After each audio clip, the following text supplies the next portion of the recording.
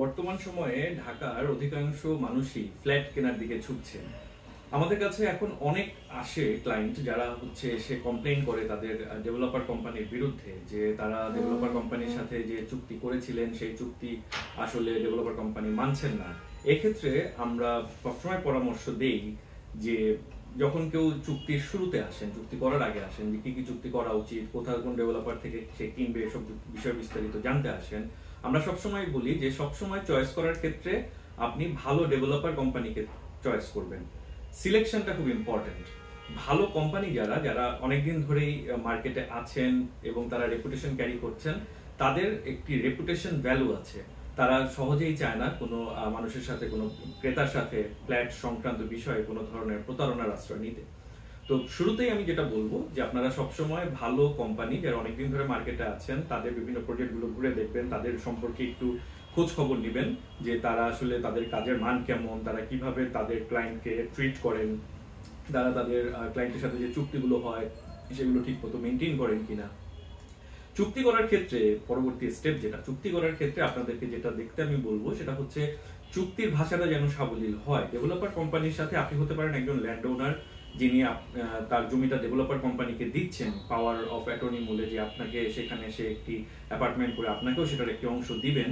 সেটাও হতে পারে আবার আপনি কোথাও ফ্ল্যাট কিনতে যাচ্ছেন, সেখানেও আপনি দুই ক্ষেত্রে আপনি চুক্তি, আপনার সাথে ডেভেলপার কোম্পানির যে চুক্তিটা, এই চুক্তিটা খুব ইম্পর্টেন্ট। এই চুক্তিতে আপনাদের যে টার্মস এন্ড কন্ডিশনস গুলো, যে শর্তাবলীর উপর আপনারা গুরুত্ব দিচ্ছেন, সেই শর্তাবলীগুলো, সেই টার্মস এন্ড কন্ডিশনস গুলো যেন ক্লিয়ার থাকে, স্পেসিফিক থাকে, সেটা যেন পড়েই বোঝা যায় যে এখানে আসলে কি মিন করা হয়েছে।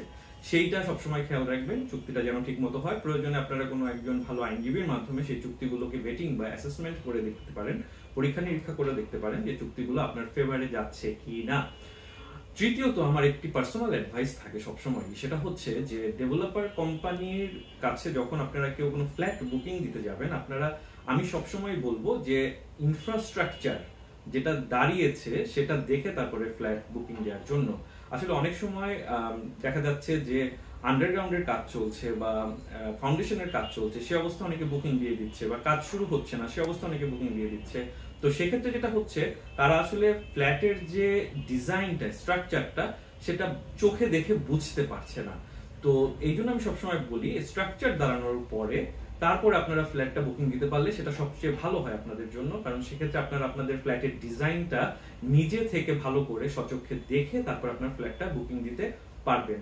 তো আমি সবসময় আপনাদেরকে বলবো যে ভালো ডেভেলপার কোম্পানি সিলেক্ট করতে হবে, চুক্তিটা ভালোভাবে চেক করে নিতে হবে এবং চুক্তির ভাষাটা সহজ সরল হতে হবে, এবং আপনার ফেভারের টার্মস এন্ড কন্ডিশনস গুলো ঠিকমতো উল্লেখ আছে কিনা সহজভাবে, স্পেসিফিক ভাবে, সুনির্দিষ্টভাবে সেটা আপনাদেরকে খেয়াল রাখতে হবে। এবং ফাইনালি পার্সোনাল ওপিনিয়ন আমার, বা পার্সোনাল সাজেশন যেটাই বলি আমি, সেটা হচ্ছে যে একটি ফ্ল্যাট বুকিং দেওয়ার ক্ষেত্রে অবশ্যই আপনারা ইনফ্রাস্ট্রাকচারটা দাঁড় করার পরে তারপরে ফ্ল্যাটটা দেখে সচক্ষে ফ্ল্যাটের আয়তন, মাপ সব বুঝে, ডিজাইনটা বুঝে তারপরে আপনারা ফ্ল্যাটটা বুকিং দিবেন। আপনাদের কোনো প্রশ্ন থাকলে আমাকে প্রশ্ন করতে পারেন কমেন্ট বক্সে, আমি আপনাদেরকে উত্তরে জানিয়ে দিব।